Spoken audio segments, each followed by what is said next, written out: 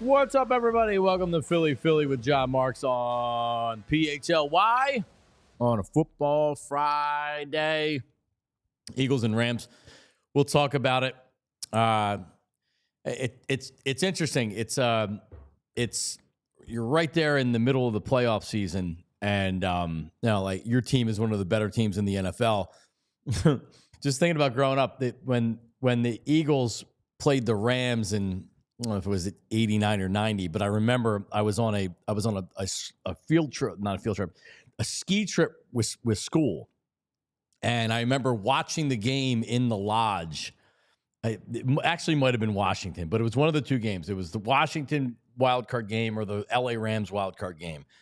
And as an Eagle fan that grew up in the 80s, the team always had a lot of talent, didn't have that playoff success. So it's like, oh, this is going to be the year. How could they not win with Randall and Reggie and Jerome and everybody else? And they never did, which makes it that much more satisfying that the Eagles now, whether or not they win the Super Bowl, go to the Super Bowl this year, have a perennial great team. This is a great organization. This is a great team year after year.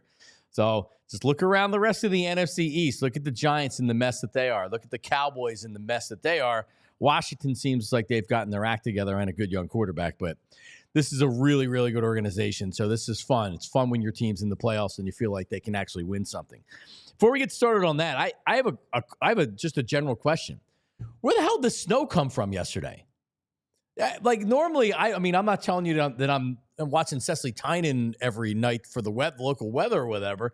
But for the most part, I know when there's supposed to be even a dusting a storm because it gets so built up. Like, oh, snow. I think it was shovel last night outside. Was it? Am I because I'm north and west? Tyler, you're in Bucks County. Did you get snow yesterday? So we did, and not only did we get snow, but so I took the dog out late last night. And the unfortunate thing for me is I live in an apartment complex, so I'm beholden to like where our apartment is, and we're kind of like right situated on a hill. And so I went out, I put slides on because I didn't even know it was snowing. I had slides on. I walk out there, the dog takes off down the hill because she loves the snow, and I wiped out. Oh, really? You went down? I looked like an idiot. I looked like an absolute idiot. I'm like, oh God, please. I hope nobody saw that. Down goes Zuli. So yeah, it kind of came out of nowhere. I didn't realize it was a thing. When I went to pick up the kids at like 3:00, I have my little girl with me, and she's like, "Daddy, it's snowing," and I'm like, "Yeah, I guess it's flurrying or whatever." And then it didn't really snow. It was snowing a little bit, and then so I pick them up. We come home. My wife gets home at like 5:30. I look outside. It's like, oh, there's not a lot of snow on the ground, but I didn't know this was happening. I literally had to clean off the cars last night because I had to go to the pharmacy, and I had to shovel because it's too damn cold. If you didn't shovel this, it's not going to melt. It is going to be cold, man, and it is supposed to warm up I think tomorrow it's supposed to warm up, but I don't know if people looked at the weather. In where I live in Collegeville, the low on Wednesday is supposed to be 1 degree. Cool. 3 degrees on Tuesday. So when we're getting up next week, it's going not only be single digits, it's going to be near zero. Tyler's a high of 17 on Tuesday and Wednesday. So there you go. All right, but it is like snow. Snow is scheduled for Sunday. The little leaf that I see says 75% at least where I am. I don't know if there's going to be accumulation. I haven't really looked at it or whatever, but. So we could have a possible, at least a little bit of snow on Sunday's game. Really, I don't think it matters. We had former NFL quarterback, my buddy Glenn Foley, on yesterday, and he had said this is going to be a close game. He could see overtime. He could see field goal. And he said something else, and I agree with him. I really agree with him across the board, but he said something else. He said the Eagles are going to have to pass for the win. And I couldn't agree more. You are not going to be able to come out and play the same way you played the first time around, which Saquon Barkley ran for 200 yards, or what you did last week, which was game manage. They leaned on the turnovers, and like Saquon was good. Passing game didn't have to be great. It was efficient. I think this week you're going to have to come out. You're going to have to throw the ball, and that's how you're going to have to win the game. Doesn't mean that Saquon can't eventually, like he does in a lot of these games, second half, fourth quarter, bust through, break through. But I think this is a close game. And I think for the most part, especially early, the Eagles are going to have to get going throwing the football. So I have the Eagles winning this game, and I think it's going to be not a comfortable win, and it's going to be a tough win. It's going to be a hard-fought win, which is what this team needs right now. They need a tough game. They need a grinded-out game. If they play the way that they played against the Packers, they will lose on Sunday. They will lose to the Rams. They cannot come out offensively and be sluggish. I'm most concerned with the Rams, and the first time they played, I remember specifically doing a little bit of research on the Rams and their defensive line and saying, like, wow, they have young, high draft pick studs on this line. They had 9 sacks last week against the Vikings. Fortunately for the Eagles, they have a really good offensive line, considered by many to be the best in the NFL. So, not telling you that I'm like, oh, the Rams defensive line, the Eagles are going to lose. No, but they present a challenge. And if you don't watch it, and you come in and you take this team for granted, you could lose. Now, here's why I really like the Eagles on Sunday, is that for the Eagles to lose this game, a couple of things would need to happen. A, and this is obvious, like Jalen Hurts goes down with an injury and like the Eagles suck without Jalen Hurts on the field. But besides that, Sean McVay would have to come in and not only out-coach Nick Sirianni, but really just Vic Fangio's like, oh my God, what is going on here? We can't stop them. So it would have to be the McVay factor. Or B, the Eagles just don't show up. We can talk about the passing game and Jalen Hurts and the offense being struggling or whatever, but if the Eagles come out and they're not ready for the Rams' best punch, that's how they lose the game. If they come in overconfident. I worked with Ike Reese for 7 years. And Ike talks about that NFC Championship game in 2002 season against the Bucs. They had beaten them so many times in the playoffs and the regular season. They came in overconfident. And the Bucs were a really good team. Brad Johnson didn't have an elite quarterback. Brad Johnson was a good quarterback. And they came in and they were like, we're going in there and we're going to beat them.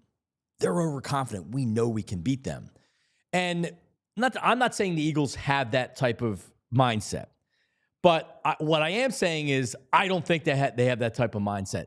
I think they're coming into this game knowing full well that they need to play better than they did at the Packers, knowing full well that they could be bounced. They could be bounced, right? Like, I don't think the young players on this team, I don't think they have that mindset of, oh, we got this. The Rams, they just didn't win 40-10 against the Packers. The national media is not saying, oh, man, the Eagles, they'll be playing the Lions in the NFC Championship game. Oh, they're going to be in the Super Bowl. No one's saying that about the Eagles. If anything, there's negativity with the Eagles right now. There's certainly not positivity, and everybody's talking up the Eagles. Maybe if they smash the Rams. So you could be 2 ways. You can be, oh, my God, I think they could lose. I guess 3 ways. Oh, my God, I think they could lose, which I don't really buy a lot of people feel like that. Especially in the media. They're just playing a part. 2, you think it's going to be a hard-fought, close game, me. Or 3, could the Eagles roll in this game? I could see the Eagles rolling. I just don't know if it's going to come together this week. I believe Tyler Zulli, who's going to join us again right now, may believe that the Eagles rolled the Rams this week. What are you looking at, Tyler? What do you think? So you and I have worked together this entire football season, and we've known each other for a long time. You know me to not be the Homer fan. You know me to not be Mr. like rah-rah and sunshine and rainbows and all of that kind of stuff.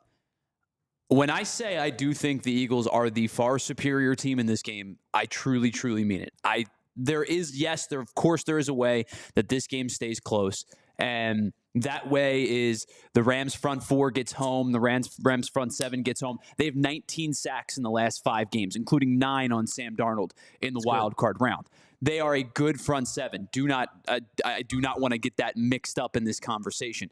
But the Eagles have one of, if not the best offensive lines in football. They have one of, if not the best run games in football. The thing that I look at, and I know that you believe this has to be a passing game, and I know that Glenn Foley believed that it has to be a passing game, and I know history dictates that it may not be the same game. The last time these two teams played, Saquon Barkley ran for 255 yards. I don't expect that to happen again. Of the 8 players to go for 200 or more yards against a team in the regular season and then play them again in the playoffs, none went back to over 200. And in fact, 4 of them were under 80 yards rushing per game. I think Saquon's going to fall somewhere in the middle. And if he falls somewhere in the middle between 80 and 200, which is a massive sample size, of course, I think that this run game will and can be successful. So to me, it comes down to protecting Jalen Hurts. It comes down to running the rock effectively. The Rams defense has given up 100 or more rushing yards. They did it 11 times in the regular season. Now, they gave up 90 to a Vikings team that fell behind early. They gave up 90 to a Vikings team that got sacked 9 times on the day. Excuse me, I apologize. They give up 106 for a Vikings team that got sacked 9 times on the day. So with that being said, I think that the way to go about this is to continue to play the game that works for you. I understand that there is tape. I understand there's a formula to defeat a team you've already played. But the Eagles moved the ball really efficiently against the Rams, especially in the second half of that game in Los Angeles. I think that this game shapes up if the Eagles play the game that they can dictate. And you're right, they do have to sustain the first, haymaker swing. I do think that this is a game that the Eagles can win by double digits and feel comfortable and get after Matt Stafford enough where he's not rattled by the blitz, he's not rattled by pressure. Get after him enough. Play good defense as you have all year and attack a run defense that has not been good this season and get after that team. And that's how I think you win this game and have a chance to win this game big. So I would not, honestly, Tyler, I wouldn't be surprised if they rolled them. I wouldn't be surprised. I wouldn't be surprised if it was a close game. I would be shocked if they lost the game. Me too. I mean, it's kind of in between. It's more than surprised.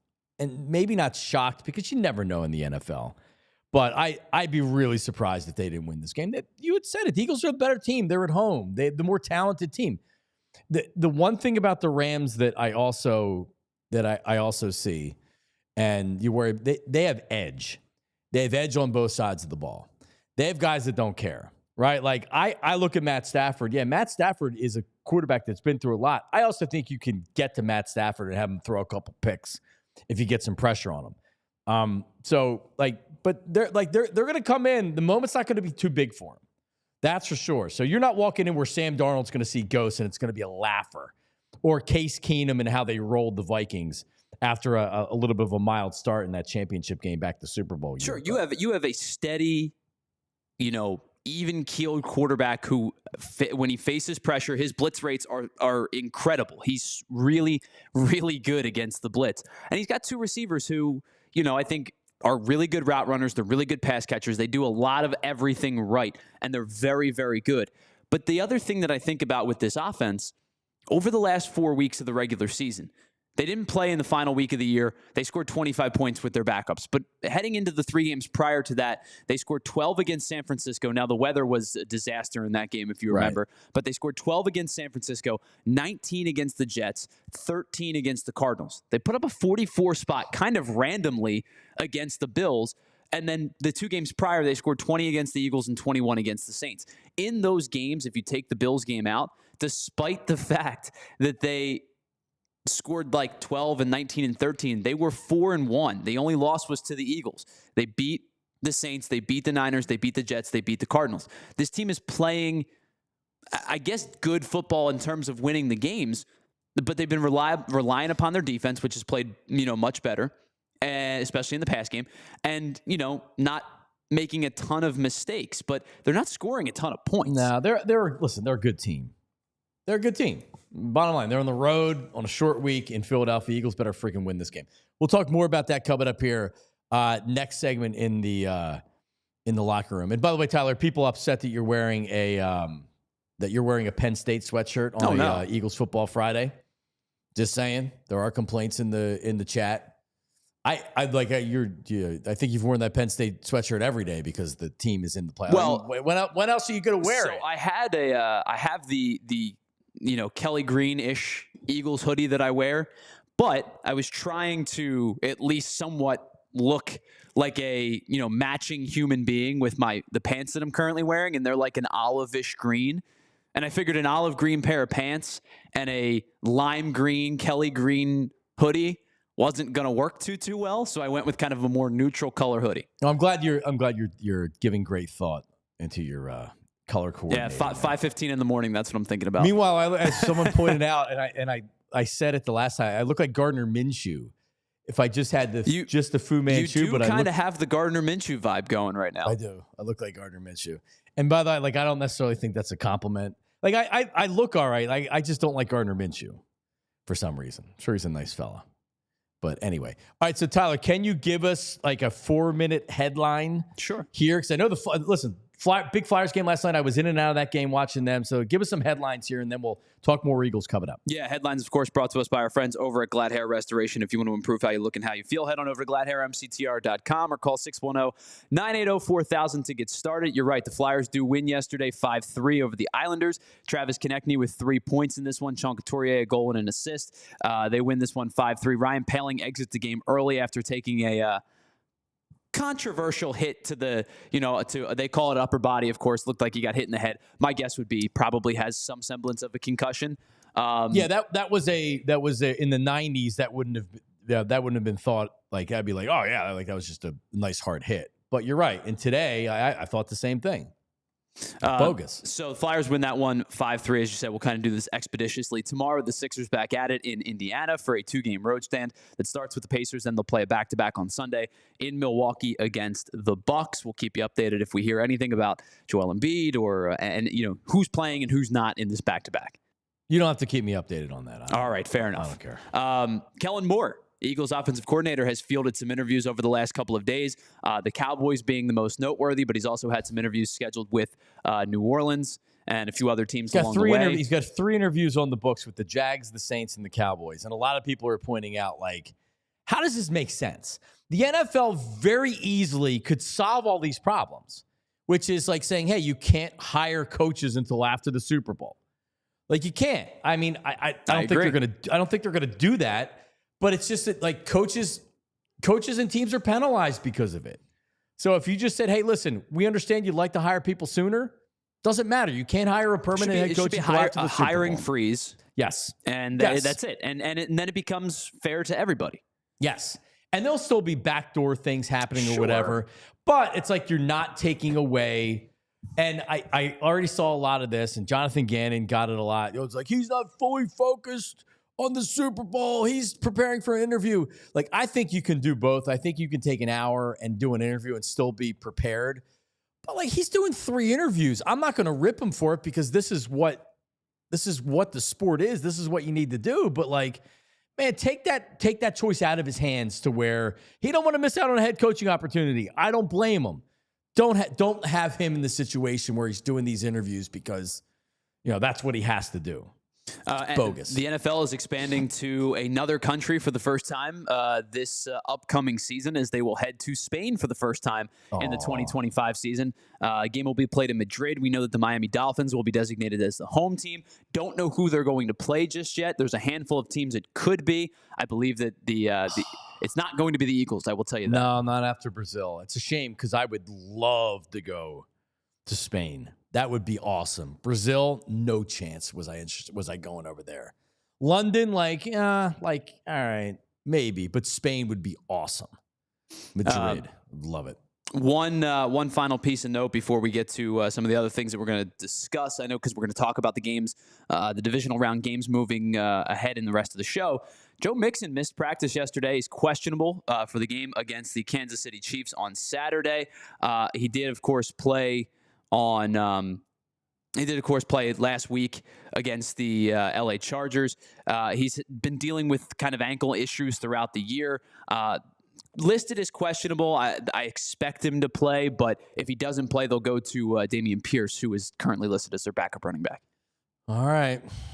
Coming up, we're going to get in the locker room, sponsored by Valley Forge Tourism, and really get into what we think is going to happen in the game. Also, before that, though, Bob Uecker passed away yesterday at the age of 90. It's amazing he was still doing games at 90 years old. But I think depending on your age is depending on like how Bob Uecker was introduced into your life. And man, we're talking about a long time sports and TV and baseball personality. So we'll give you the best of Bob Uecker coming up right after this as well. It is Philly with Jon Marks. Back at 2-2, but back here right now. What's up, everybody? All right, so big games this weekend. All right, big games this weekend. Birds, these lines have been solid too. Birds are still 6-point home favorites, hosting Los Angeles, over under 44. Detroit, 9.5, or is it 9 down to 9? 9-point home favorites, hosting Washington. The Buffalo, that line, they're still point favorites over Baltimore. And then you have Kansas City. Was it Kansas City that was 8.5? Now I forget them. Anyway, we'll give you our picks later on in the show. Yeah, Kansas City was 8.5. All right.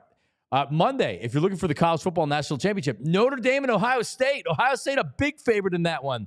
So obviously you're going to bet the games, but then within the games, right, you can bet more than the score with the BetParx app. The only app I would ever recommend to bet sports and to play all your casino games for real money. So, yeah, bet sports. Or you can play blackjack, craps, poker, roulette, and hot online slots while watching the game. And this is with real dealers as well. You're playing these games with real live dealers right on your phone. So download the app right now. Enjoy all the action and excitement from the casino at your fingertips. New users, download the app. Get up to $1,000 casino bonus back if you're down in the first 24 hours. Your casino bonus must be wagered. BetParx.com for all the details. You must be 21 and in PA, New Jersey, Maryland. The best for the BetParx app. Gambling problem, call 1-800-GAMBLER. Hooah. All right. Valley Forge. Yes, Valley Forge Tourism. So how about this? Weekend winter getaway. Family-friendly affordability.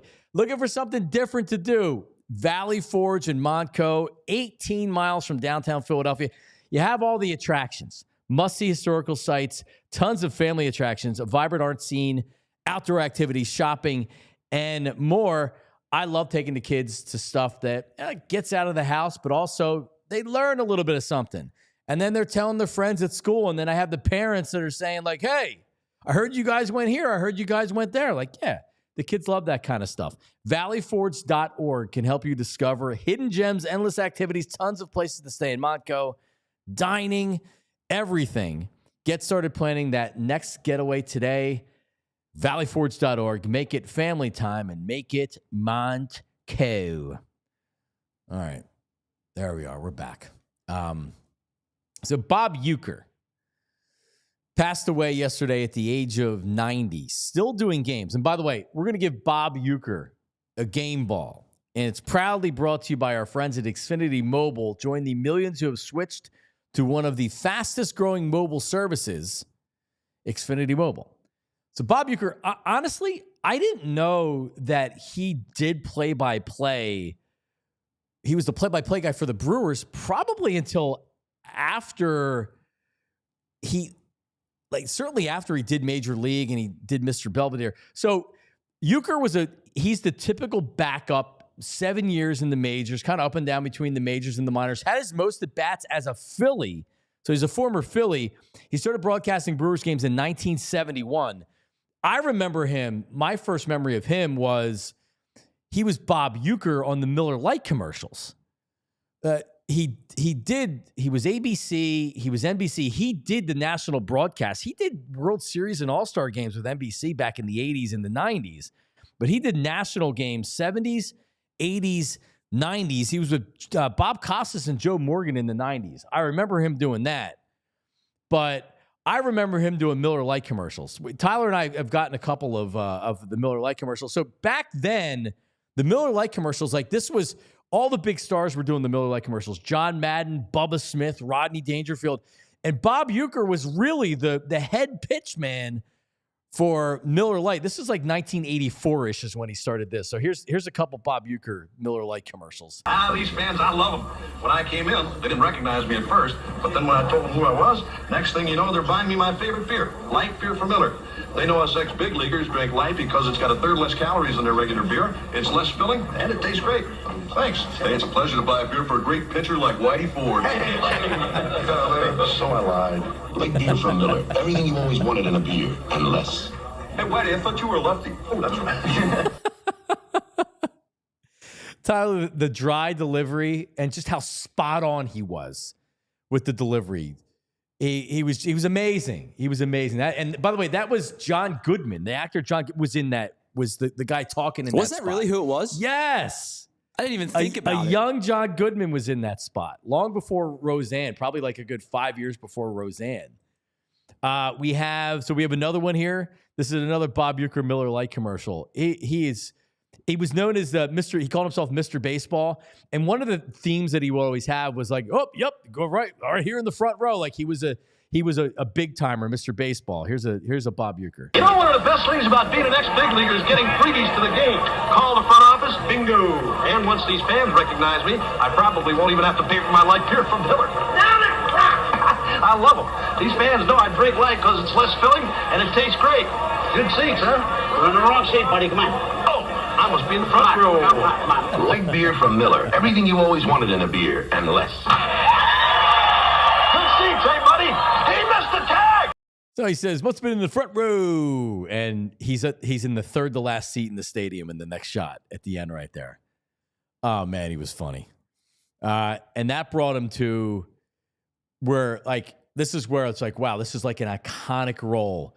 Cleveland Indians broadcaster Harry Doyle, who certainly he provided the commentary and the play-by-play for the entire movie, but the biggest laughs that you got in the movie Major League came from Bob Uecker. Again, just the dry delivery, spot on. Great writing too, but he went off script for a lot of this stuff, Bob. Bob Uecker was, if you're looking for something funny from Bob Uecker, he used to go on with Johnny Carson on the Tonight Show. And Carson would give him this long spot because he was just so good playing. Like, he played off of everything. Here's Bob Uecker, and here's one spot in Major League. Indians won a pennant. And God, it's just so funny. So here's my question with Major League, Tyler. Maybe you can help me out with this. Okay. Is because when people put out their top 5 baseball movies, I think a lot of times people are very serious with it. Like they're like, Sure. oh, well, you know, like I always say, A League of Their Own deserves to be in a top 5 because I think cinematically it's a great movie. But you know the other great movie, like outside of baseball, they're cinematically great movies as well. Is Major League a bona fide top 5 baseball movie of all time? So Major League to me is, and this is personally, it's subjective. Like, I don't want to start a fight of like, it's lowbrow conversation.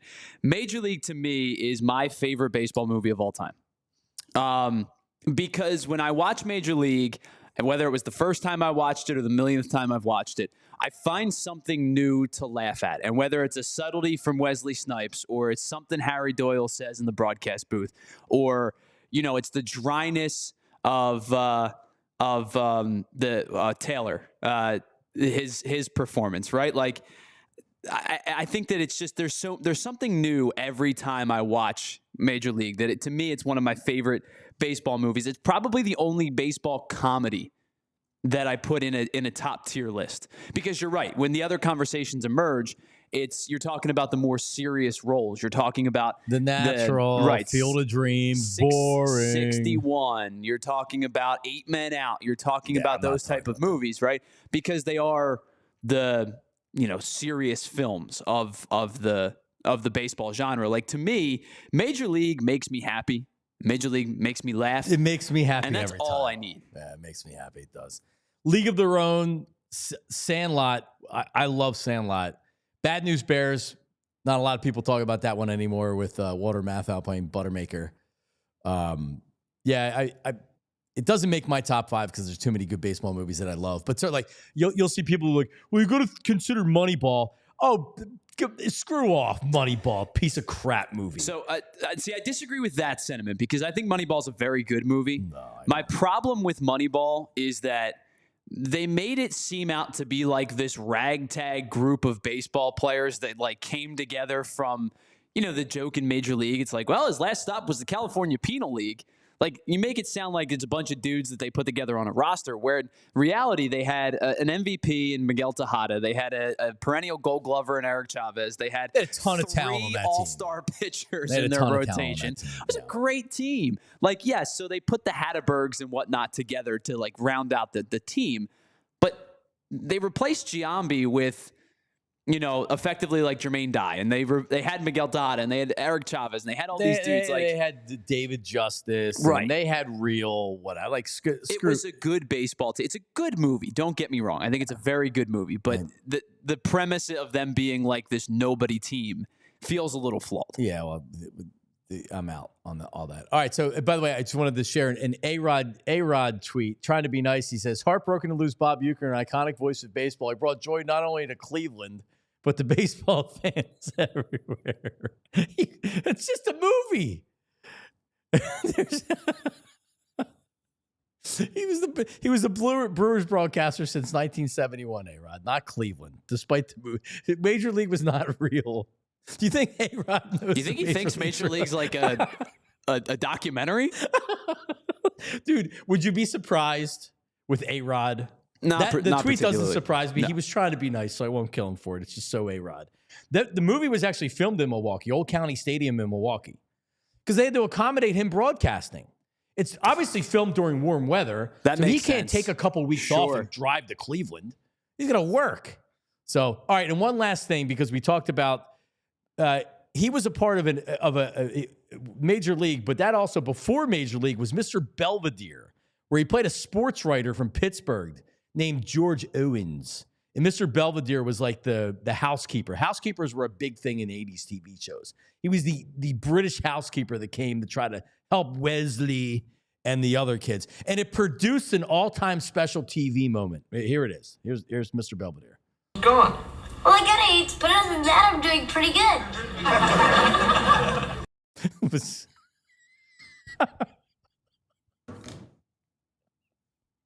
A little kid saying that he has AIDS, and the studio audience laughing at it. But that was definitely during the AIDS era, where AIDS was. They weren't making fun of the kid. They were trying to have a moment in TV where, like, it's like, look, there's this little kid with AIDS, and it's very serious, and we have to recognize that, like, this is something that people can have or whatever. So yes, even though they laughed at him for saying, "Oh, I'm doing pretty good, still have AIDS." Well, so rest in peace, Bob Uecker. 90 years old, still doing baseball games, man. Absolutely crazy. I saw an article the other day, and it was like the headline was something like, if you refer to Bob Uecker as the Milwaukee Brewers play-by-play guy, you're only taking a very small snippet of his life and his career, right? I went back and I was watching some of his Hall of Fame, because he's inducted into the Hall of Fame as a broadcaster, right? Yes, the Roy Frick Award. So I was listening to his Hall of Fame speech, and all he did was like self-deprecate the entire time, and it was hysterical. He's making jokes about himself and his 200 career batting average, and how teams would be like, "Hey, go grab a bat and stop this rally."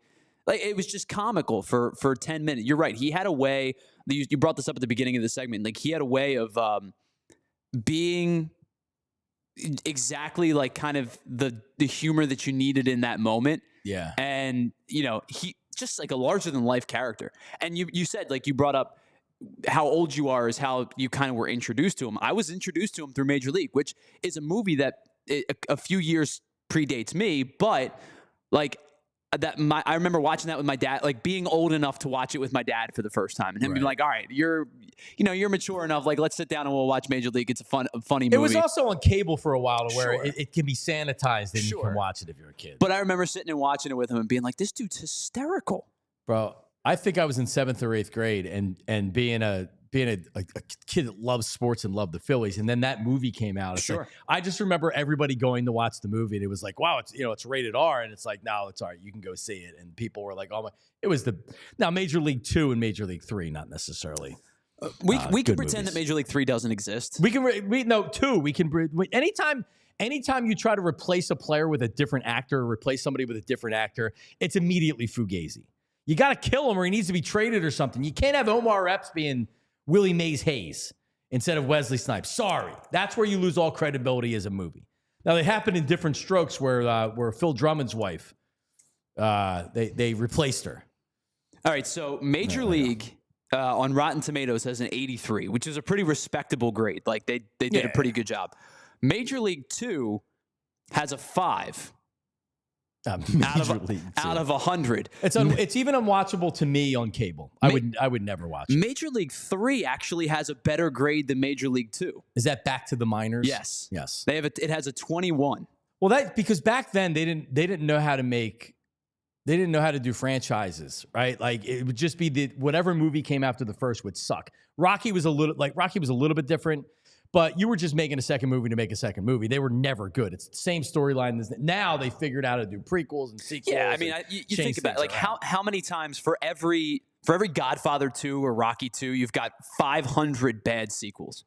Yep. Yeah, for sure. All right, let's get in the locker room. Sponsored by Valley Forge Tourism. Winter weekend getaways and family-friendly affordability await in Valley Forge in Montgomery County, Pennsylvania. So much to offer, like must-see historical sites. Tons of family attractions, a vibrant art scene, outdoor activities, shopping, and more. Only 18 miles from downtown Philly. There's no excuse. You're not that far away.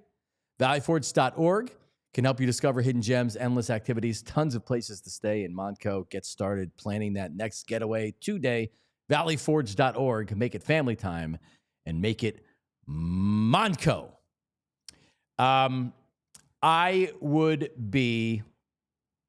I'm just going to say it. I'd be shocked if the Eagles didn't win on Sunday. I would be shocked. You can obviously see how they wouldn't win. There's nowhere in my mind right now that I see the team coming out and being unprepared, being overconfident. And if this was Matt Patricia or friggin', who was the other defensive? Sean Desai. Sean Desai. If it was one of these guys, and like, all right, Vic Fangio, the one thing you've learned about him this year is, other than like we knew that he was a really good defensive coordinator, he's also a difference maker. Because I always say it, like it's X's and O's, but really it's the Jimmys and the Joes. You can hang on for dear life if you don't have talent on a particular side of the ball, but there's only so much you can do. And Vic Fangio, with the talent that he has, and it's considerable, has turned this defense into a monster. So if they didn't have a great defense, yeah, that's how they lose the game. But they do. So even if the offense, and I said earlier that I think this is a game that they're going to have to come out and they're going to have to throw, and this is going to be, their offense is going to be carried by the passing game. The defense is able to keep them in the game in case, like, they start off hot and then they're sluggish in the second half. They start off slow and then they get it going in the second half. This defense has shown that they can go out there and they can keep you in the game pretty much every game. It's number one defense for a reason. So I'd be shocked if they lost the game. And the Rams present problems on the defensive line.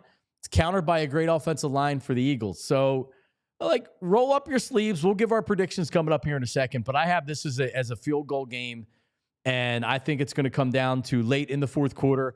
But we're also going to leave the game thinking that was a good win by the Eagles. That Rams team came to play. It's a well-coached team, but let's go. We need to play our best game against the Lions. They don't need to play their best game on Sunday. They need to get ready to play their best games of the year in the NFC Championship game and the Super Bowl. And I think what last week did was it kind of prepped them and got them going. And now this week is where they take that next step, because they're gonna need a great effort.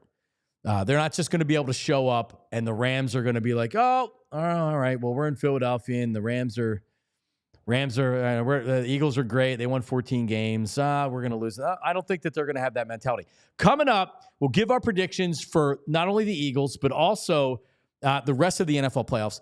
Also, a member of the Los Angeles Rams hates Eagles fans. And he's on the record saying it. He hates Eagles fans. We'll tell you exactly what he said. That's coming up right after this. Philly. Back at 2-2.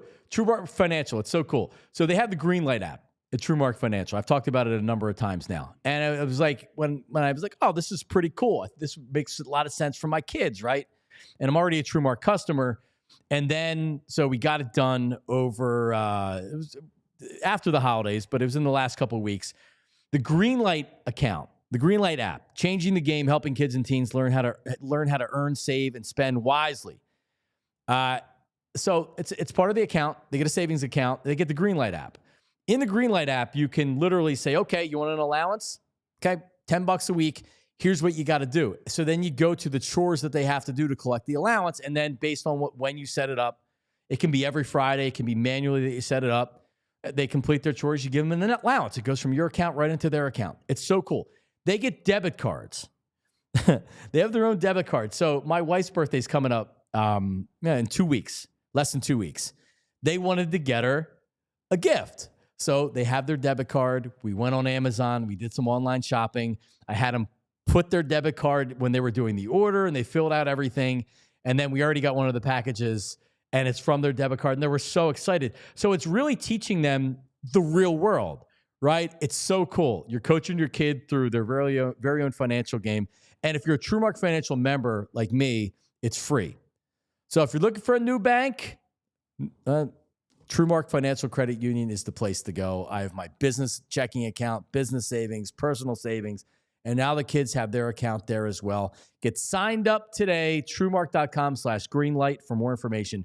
TrueMark.com/greenlight. If you have kids, it's giving a 7-year-old a debit card, even though I hold it, is pretty interesting. She's very excited about it. All right, Glad Hair Restoration. Check them out. You know Glad Hair Restoration. You know that even though I have the Gardner Minshew look going today, I have good-looking hair, man. I do. The hair's looking great. That's from Glad Hair Restoration. Now by Morgenstern Medical. So check it out. I'm headed up there next week. Just want to, as I check in and I go in and I say hi to everybody there, the hair team. Over 30 years of experience when it comes to hair, and that's all they do. So some of these places that you go to that you'll see that do hair restoration, it's part of what they do, right? Like it's not like this is nope. Only thing they do, Glad Hair Restoration, is hair. Most experience and most success in the area. This is the top #1 hair office in the country. It is. So, and I'm talking about all stages of hair loss. So I had hair restoration, all right? But maybe you don't need that. Maybe that's not something they would recommend. Maybe you're saying, hey, I don't like where the hair's, like I'm losing a lot of hair right here, or I don't like where the receding hairline's going. Like you can get out in front of this and stop it before it continues to get worse. PRP and stem cell restoration. I have something called the TED treatment done every year. It's for maintenance of your existing hair. It's non-invasive. It is excellent. Each patient receives a complimentary one-on-one consultation to pinpoint the best course of treatment. You can call them and talk to their hair team right now. 610-980-4000. 610-980-4000. Their website is Glatt Hair. That's G-L-A-T, hair, mctr.com. You can also reach out to me, as a number of people have over the last 2 weeks. It's slide into my GMs. Jon Marks Media, M-A-R-K-S, Jon-M-A-R-K-S Media on socials and at gmail.com if you want to email me. Glatt Hair Restoration. Hooah! All right. We'll get to predictions coming up in a second. We'll give you all the games right here. I saw this early this morning. It's pretty interesting. Let me see. All right. So Justin Verse, who it's a Florida State lineman, right? Here's how I remember him from the Eagles game. On Saquon's long touchdown run, he's a defensive lineman. He's a defensive tackle, I think. Jared Verse, what did I call him? Justin Verse? Oh, and I put Justin Verse in the tweet that I put out. Damn it. That's why I read that. Jared Verse. And I can't change it. Anyway, he hates Eagles fans. He told the LA Times, quote, I hate Eagles fans. They're so annoying. I hate Eagles fans. When I see that green and white, I hate it. I actually get upset. Like I actually genuinely get hot. Verse said that when the Rams played the Eagles in Los Angeles in the regular season, he could hear the many Eagles fans in the stands at SoFi Stadium screaming obscenities at him. Quote, I didn't even do nothing to him. It was my first time playing. Oh, I hate Eagles fans. There you go. So he was introduced at home to Eagles fans. Oh, by the way, he was born in Dayton, Ohio, but he grew up in Berwick, PA. Yeah, so I did see that he's from Pennsylvania, but when it says you're from Pennsylvania and it doesn't say the Philadelphia area, that means it's probably not Philadelphia. 28 miles southwest of Wilkes-Barre. Oh wow, so he's deep in the Poconos. Columbia County. So the Poconos, to me, like when I think of the Poconos, you're like, oh well, wherever Blue Mountain is, there's that Poconos, and then there's Scranton, and then there's Wilkes-Barre. When I was an infant, before I was one year old, my dad got like work up there in Wilkes-Barre, and we were up there like for the first year of my life.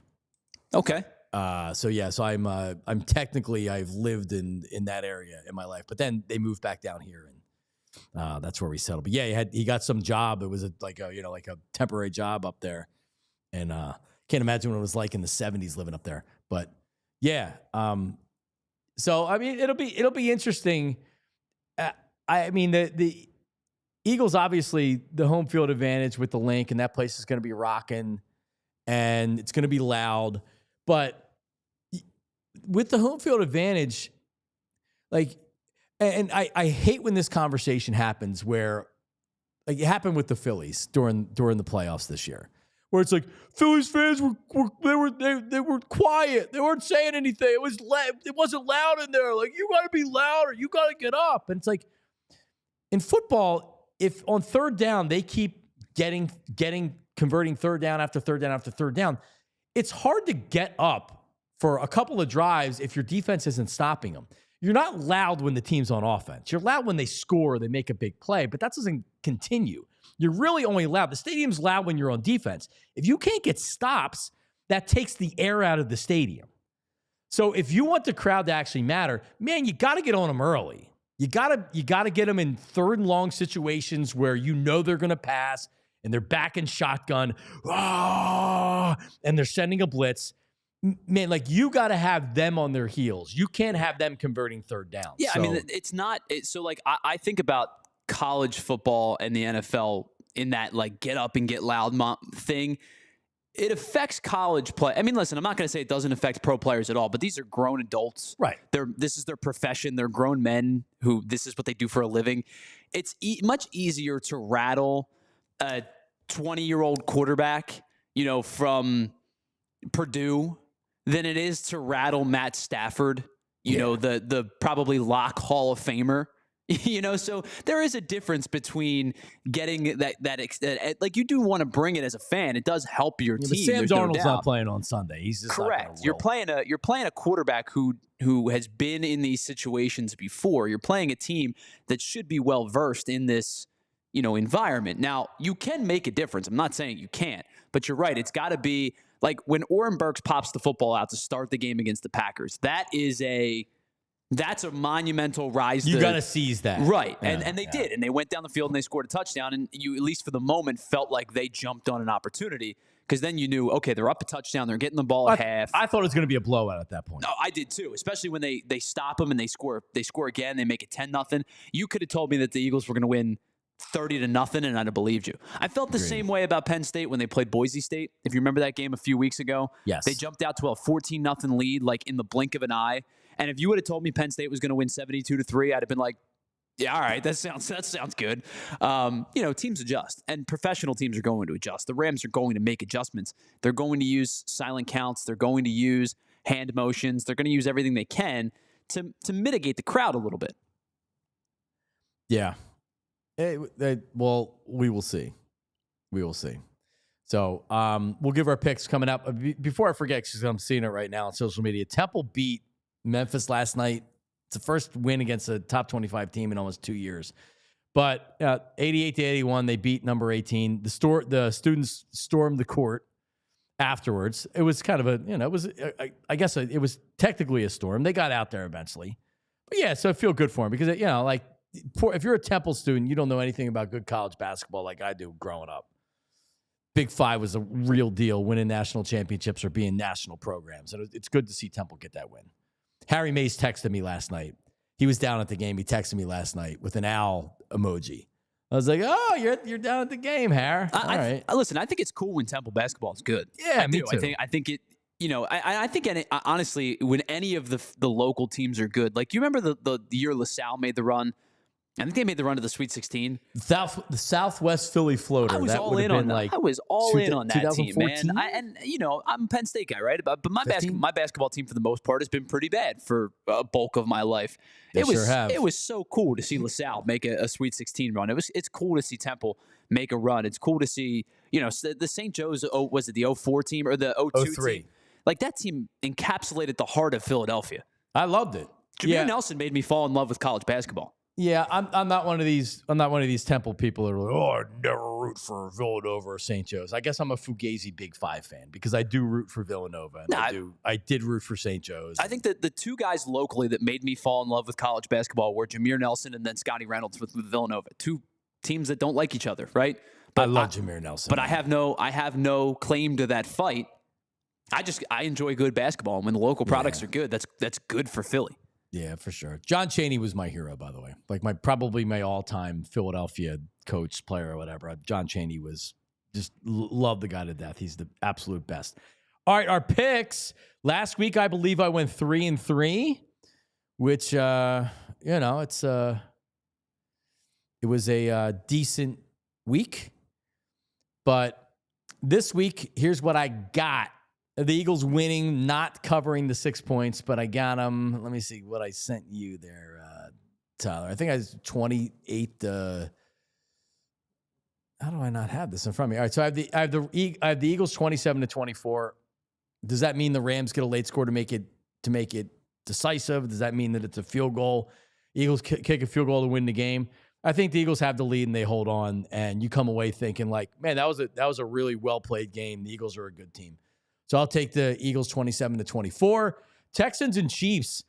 The way the Texans played defensively last week was, it was inspiring. They had they have a good defense and they play hard. DeMeco Ryans is a good coach. Now, I don't have them beating the Chiefs, but the Chiefs haven't really blown anybody out. So to think the Chiefs, after having a bye week, are going to come out there and they're going to dismantle a Texans team, they haven't really done that this year at all. Chiefs win the game, but I think it's a close one. I'll take the Texans plus 8.5. Bills and Ravens. I'm going to take the Bills plus 1. Line tells you Ravens, obviously. Bills are a pretty good team. Josh Allen is a really good quarterback. The difference with this Bills team and with previous Bills teams, and it really started last year when Joe Brady took over, not only can they run the football, they are very balanced. Josh Allen doesn't have to throw the ball 40 to 50 times a game anymore. Josh Allen doesn't have to run the ball because, hey, I'm the offense. No, Cook is really good. So I'll take the Bills plus 1 point over the Ravens. Lions, Commanders. Commanders have had an excellent first season. What they are now with Jaden Daniels. But the Lions at home, I think they're rolling the Commanders. So I'll take the Lions -9. Texans plus 8.5. Bills plus 1. Lions -9. And I'll take the Rams plus 6. But the Eagles to win outright, Tyler. All right. Well, I'll start with the Eagles game as well. I am taking the Eagles with the points, as I brought up to you earlier in the show. This has a feel that, sure, it could be a close game. And I think the way that it's a close game is that the Rams defensive line plays really, really well. And they're able to attack the Eagles methodically and get the football out of Matt Stafford's hands quickly, get the ball to Kupp and Nakua, run the ball with Kyren Williams effectively.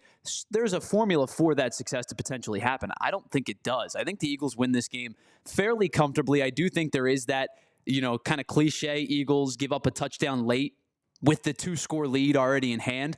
I'm going to take the Eagles in this one. I have them winning this game 24-17. I do think they cover the 6, and I think it's probably closer to a 24-10-ish game for a bulk of the game, and the Rams score late to make it 24-17. I'm taking the Eagles by 7, but I think it's going to feel more comfortable than a 7-point line will indicate. So I'm going to take the Eagles with the points and to cover to win the game and to cover the spread. Let's go back to Saturday for a second.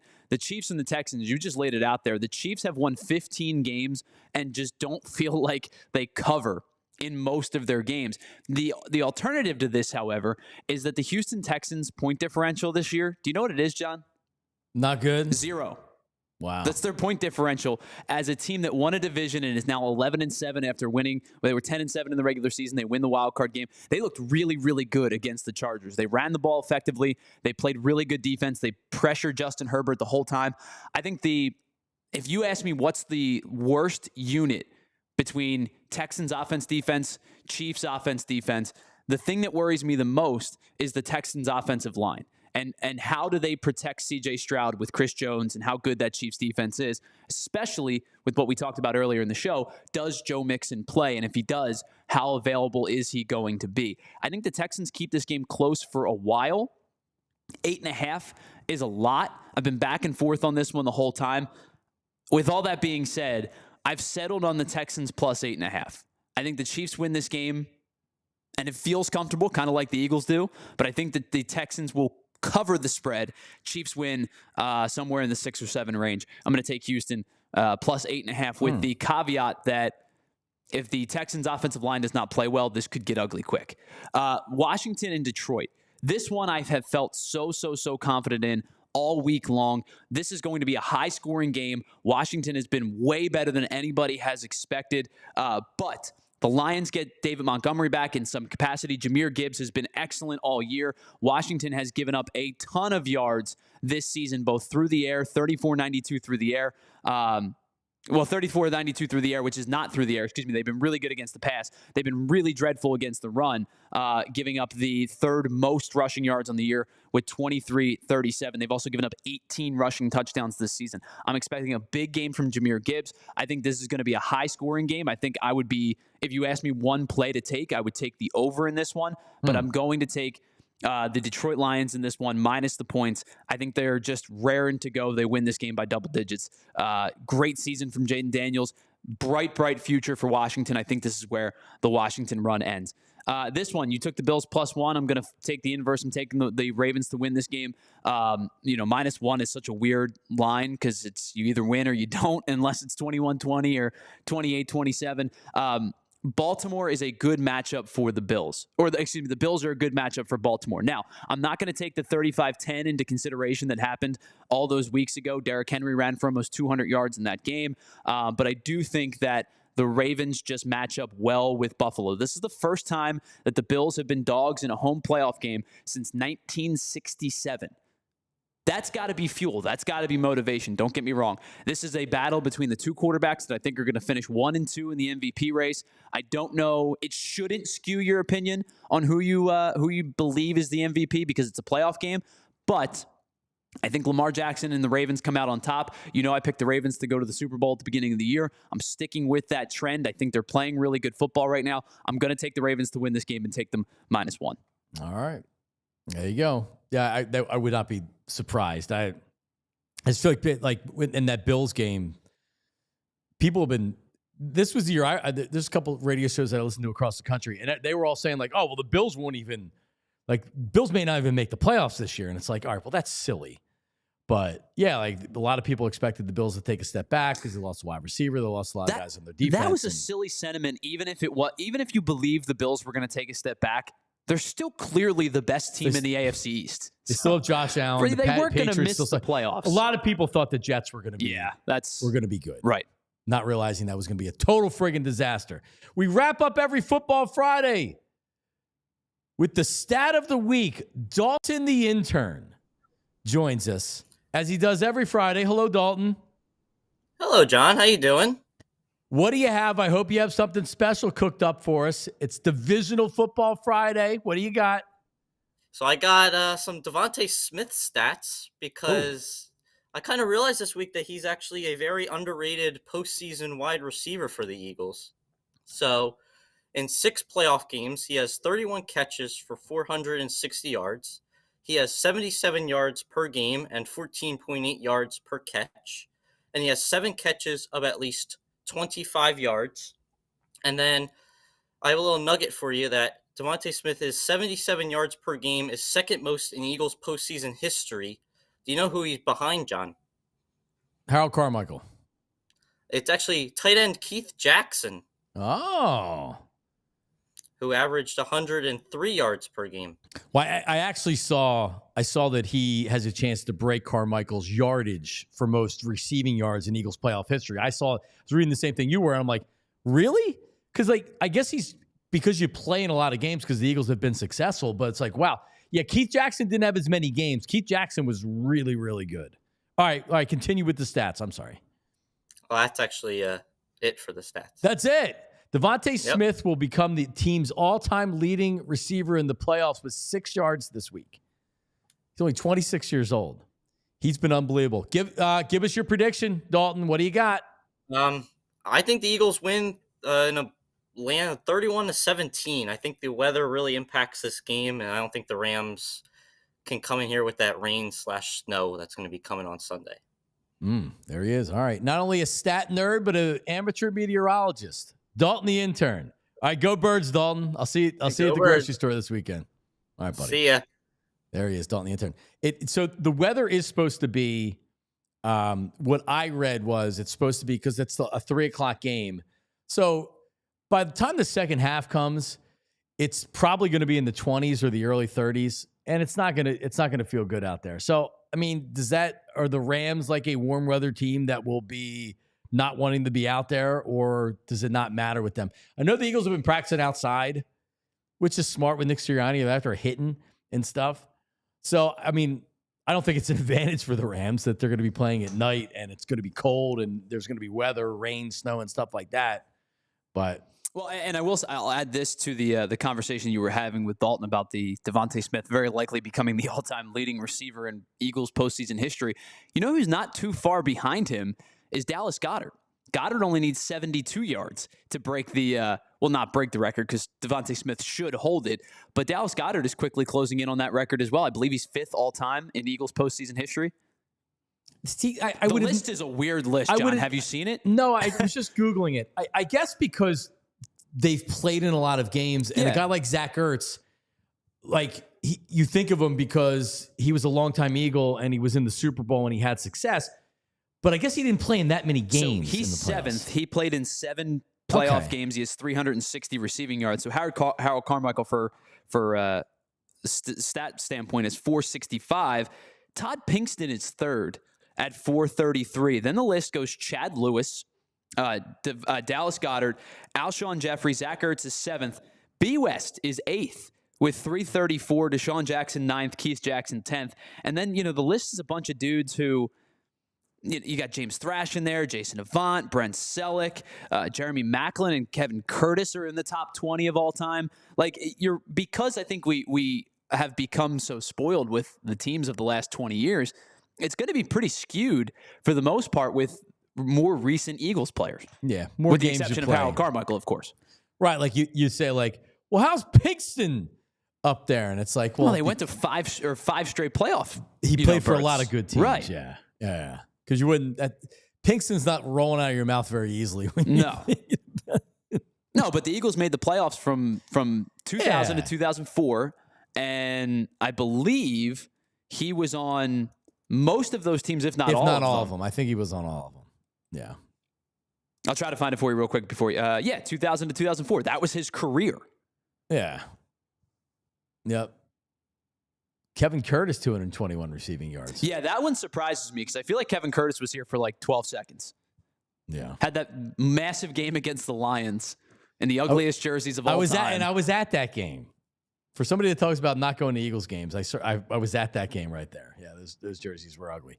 All right, go Birds. Switch over to Anthony. He's going at it right now, and we will be back on Monday, 8 a.m. live, Philly with Jon Marks. Better be previewing and getting ready for an NFC Championship game, because otherwise it ain't going to be a fun offseason at all. Birds win. We'll talk to everybody on Monday morning. Have a great, safe weekend. See ya. We